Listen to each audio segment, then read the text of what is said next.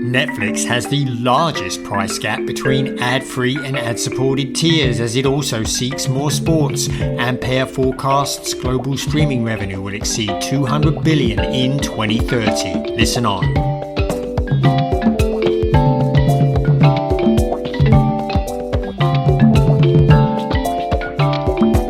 Welcome to this week's edition of Inside the Stream. This is Will Richmond from Video News, and that was Colin Dixon there at the top from End Screen Media. Colin, how's everything going for you this week?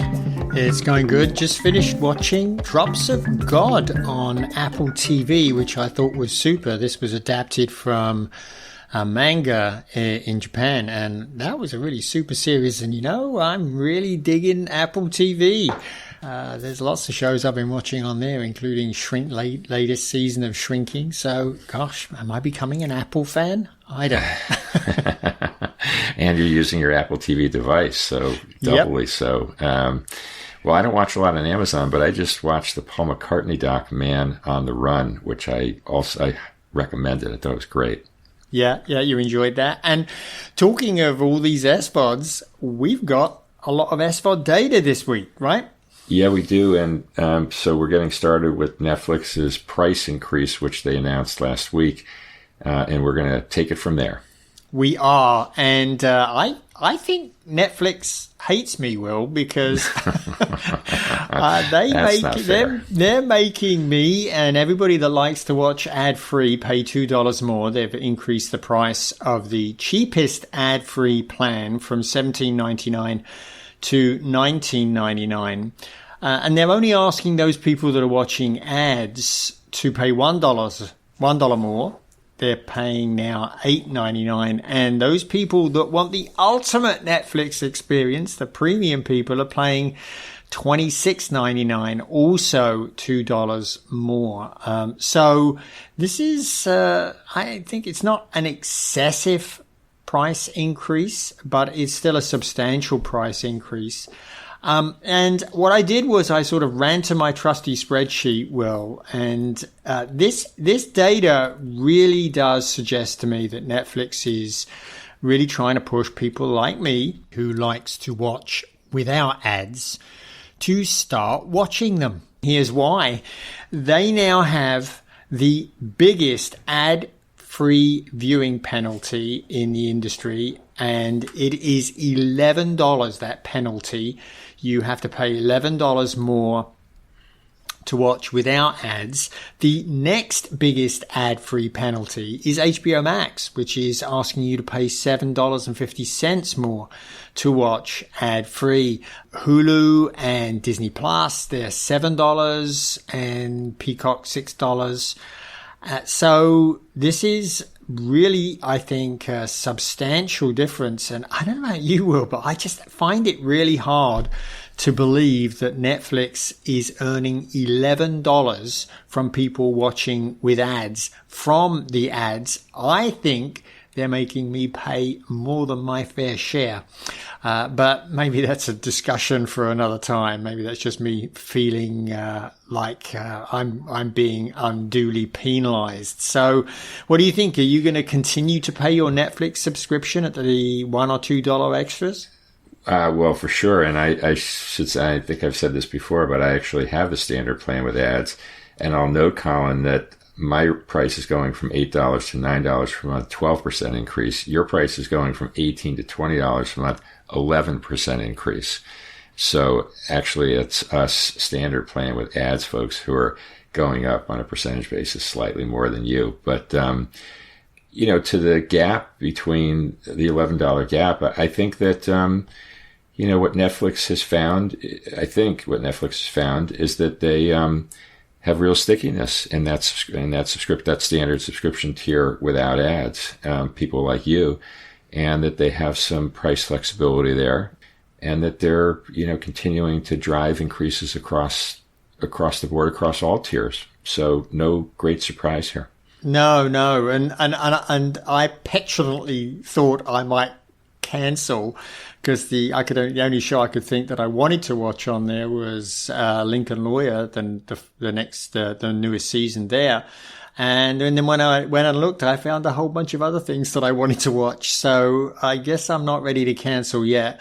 I went back also, Will, and I took a look at the cost of the top 6 services. So that would be Netflix, Disney Plus, Hulu, HBO Max, Paramount Plus, and Peacock. I'm omitting Prime Video because almost nobody buys Prime Video for its own sake. They end up getting it through Prime, so I'm omitting that. And I should say that I didn't include savings in that top 6 if you were to purchase them in bundles.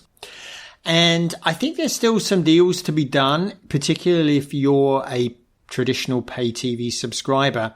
But let me give you the numbers because this I think is quite revealing.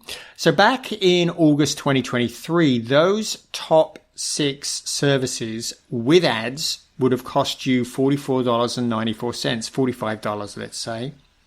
And that has increased to $63.94, or let's say $64. So that's about $19 more today than it was back in August of 2023. Viewing without ads would have cost you $78.44 back in August 2023, and today is $107.44. So that's $29 more, which is, on a percentage basis, is lower than, of course, the ads. So there has been substantial increases in those, and I would note that traditional pay TV has increased in price over that time, but not as much. So I was looking at Dish Network's ARPU, and back in October 2023, it was about $104.56, and it increased to $110.39 in March of 2026. Actually, that would be at the end of 2025. That was their last reporting quarter. So, as you can see, the distance between the top 6 SVODs and pay TV has decreased pretty substantially. So, to compare like with like, as I said, back in August 23, if you wanted to watch ad-free, with ads rather, that's a fair comparison, I think, with traditional pay TV, you'd have spent $45, which was $59 cheaper than Dish Network. And today, that distance, that $59 difference has narrowed. It has narrowed to $36. So it's narrowed considerably, but if you're willing to live without sports, you can still save a lot by cancelling your pay TV and adding those top 6 services that I mentioned. So, yes, SVOD has become a lot more expensive, particularly if you want to watch without ads. But there's still some money to be saved if you can live without the sports. Right. So you're saying that $64 now for top 6 with ads versus $107 without. So that's basically a $43 a month increase to get the ad-free versions. The ad-free experience, ad-free experience. So that's a question for consumers. Do they value it at that level? Also interesting, I think, here, Colin, I'm a little bit surprised given, and we'll talk about this in a minute, given the emphasis the industry has had on rolling out ad tiers, that the percentage increase in price for the top 6 for the with ads was up 42%, whereas without ads was up 37%. So they're actually more aggressive on pricing with the ad-supported tiers than with the without ad tiers. A little bit surprising there, in my view. Yeah, it is. But those numbers, as we're averaging them out across all of the services, that just goes to show how aggressive I think Netflix is being in pushing us people who prefer to watch without ads towards the ad tier, because I don't think there's any way they're making $11 in ads. In ad revenue from the people that are watching with ads. So I think that's pretty interesting. And just to know, if you do want sports, then you could add the ESPN and Fox One bundle to that for $40. So then you would be spending $104 rather than $110 on Dish Network. So you could still save a little bit, even if you are very keen on sports, by cancelling your pay TV subscription and going streaming. But of course, you lose the integrated service that you get with the pay TV operator. So, the difference back in 2023, it was a lot bigger, but you couldn't get the sports in streaming. Now you can. The price is looking kind of similar to what pay TV costs.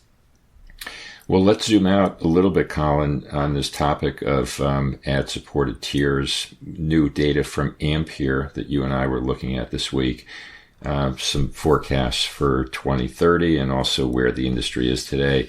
Just note a few numbers here. Ampere says that subscription streaming revenue globally, $157 billion in 2025. That's up from $63 billion in 2020. And they're forecasting that $157 billion in 25 to go to $202 billion in 2030. So pretty sizable jump there. They noted that revenue increases coming from international expansion, price increases, as we just talked about. And then there's additionally this role of the ad-supported tiers. Now, Ampere says that in 2025, and this is globally, streaming services generated $20 billion of ad revenue. So that would bring total global streaming, including ad revenue, to $177 billion. And they're forecasting ad revenue to increase from $20 billion to $42 billion in 2030. So $42 billion plus the 202 would mean a $244 billion global streaming, including ad tiers industry, 2030. So bigger contribution coming from advertising, although you and I were, as we were talking before we started recording, were questioning whether that 20 billion sounded right. It actually sounded a little bit low to us, but growing to 42 billion then in 2030. So that's kind of a zoom out picture on the global industry. And I think that we've talked about this many times before, but the emphasis on ad supported tiers, just as we see Netflix doing, is going to happen throughout the industry, primarily because we know consumers' budgets are constrained, and those lower priced ad tiers really provide a nice on-ramp for subscribing to these various services. They do. And, I think you said that you were on the ad tier for Netflix, and the ad load is significantly lower than traditional TV. So it is a much better viewing experience.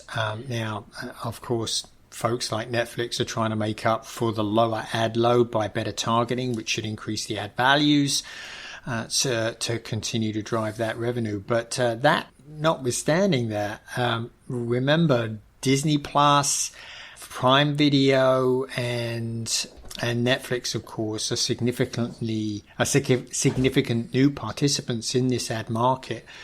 And particularly in Amazon's case, most people watching Amazon Prime Video these days are watching with ads. So that's why I join you in thinking that the 20 billion that they estimate, that Ampere estimates for 2025, feels a little bit on the low side. And even if it's accurate, I think probably the majority of that advertising revenue is being realized in the US market, which of course is by far the largest advertising market in the TV advertising market in the world. Yeah, totally agree. It's US dominated for sure. And that's going to be interesting to see how that unfolds. We want to expand the conversation further as we're talking about Netflix and streaming growth, to note that we're looking at an article from the Wall Street Journal this week that Netflix is looking for more NFL games, right? They are, yeah. And this they've had tremendous success, I think, with their Christmas games. And they're looking to basically add 2 more. They said that apparently first of all, their deal, they have a 3-year Christmas Day game package deal, which they purchased from the NFL for $75 million a game back 2 years ago. And that obviously has one more year to run, so they're looking to renew. And when they renew, they want to see if they can get hold of a new Thanksgiving Eve game and an international game. So they're looking to add a couple in there. Clearly that shows you that they think they're getting a lot of benefit from the NFL inside of Netflix. And so that would obviously mean they're going to be paying more. They also have been carrying some Major League content, Major League Baseball content, but it looks like Major League Baseball has actually been benefiting from that relationship with Netflix, right? It seems so. We talked about this last week, the opening season game that Netflix streamed with the Giants versus Yankees. The data came in on that now, 3 million viewers for that game. Peacock actually had the next day game, the Dodgers Diamondbacks game, also just about 3 million. And those numbers compare with last year's opening season game, which was on ESPN, that had about 2 million viewers. So looks like both of these opening day games, both on Netflix and on Peacock, at 3 million, about 50% up on last year's game. And I think we agree, Colin, that, as you just said, sports is becoming ever more important on not just on Netflix, but across all the streaming services. And I feel like I've been reading one article after the next these days about what the impact of these sports rights, these ever-inflating sports rights, are going to be on streaming services' content budgets, and whether this is going to mean meaningful dollars shifting over to sports from entertainment-oriented programming, which would, could really fundamentally recast what these services are about. Yeah, indeed, Will. And I will note that one of the things that we've talked about on the podcast many times over the years is how much of a saving that you can obtain by switching to streaming. For sports, though, it's a little bit of a different picture, because you really still cannot get everything that you might want to watch in sports. If you're a big sports fan and you watch multiple leagues, you can't get that without still having some sort of traditional bundle of pay TV channels. So, I've mentioned, everybody knows who listens to the podcast, I'm a Premier League fan. I can't watch all the Premier League games unless I have access to USA. And I suspect it's the same for NFL fans, MLB, and probably every major league. I suspect that for major sports fans, it is actually more expensive now to be watching all of the sports they want than it was then, because so many of the games now are scattered across multiple services, making it a more expensive proposition overall, because you have to have all of these ancillary services to watch everything you want. So I think they could actually be, sports fans that is, could actually be losers from the streaming industry growth in sports versus traditional pay TV. I think that's probably right. And also worth noting here, the continued reports that the NFL is renegotiating or starting negotiations with its major media partners, starting with CBS and Paramount, because of the change of control clause there. And those packages could go up by as much as 50%. So, yeah, sports fans are going to pay more on pay TV, and they're also, as you said, needing to add streaming services to round out their access. Yeah, it's difficult for sports fans. I think they probably are paying more. But that one international game that Netflix is after, Will, I noted Kyle Shanahan, who's the coach of the 49ers, complaining about the fact that LA and San Francisco are playing their opening game in Australia, of all places. So they have to go all the way over to Australia and then come all the way back and play another regular season game the following weekend. That's a pretty tough schedule for those players. Well, hey, it's the price of NFL globalizing, right? Every country, every continent has to have an NFL game now. I guess that's true. So I think we can wrap it that, Colin, unless you had anything else on any of these topics.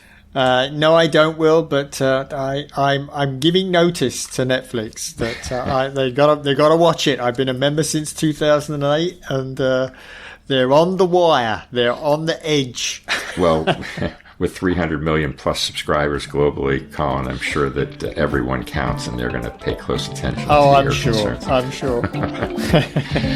Okay, Colin, good chatting. Thanks everybody for listening in on this week's edition of Inside the Stream, and we'll see you all again next week.